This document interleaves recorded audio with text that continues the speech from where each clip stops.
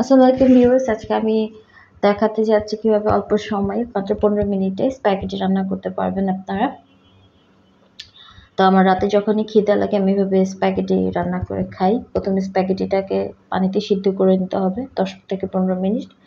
পাশে আমি একটু রসুন কুচি করে রেখেছি আর সসেজ আর chicken ball readymade sausage CP সসেজের চিকেন বল কিউব করে কেটে নিয়েছি।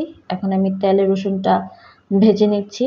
তারপর আমি সসেজের চিকেন বলগুলো তেলের ভিতর দিয়ে ওটাকে একটু হালকা ভেজে নিব।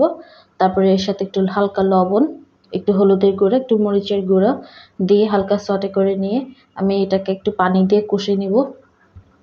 তারপরে এতে অ্যাড করে দেব একে একে একটু সয়া সস, তারপর একটু সাদা গোলমরিচের গুঁড়ো, ম্যাগি ম্যাজিক মশলা, আমার বাসায় একটু পনির বেঁচে ছিল সেটুকু পনির, একটা স্লাইস চিজটা আপনারা আপনাদের স্বাদ অনুযায়ী দিবেন যতটুকু চিজি খেতে চান। তারপরে আমি সিদ্ধ করে রাখা স্প্যাগেটিগুলো দিয়ে দিচ্ছি, দিয়ে নেড়ে চেড়ে সসটা যখন শুকিয়ে আসবে তারপর আমি স্প্যাগেটিটা নামিয়ে নিব।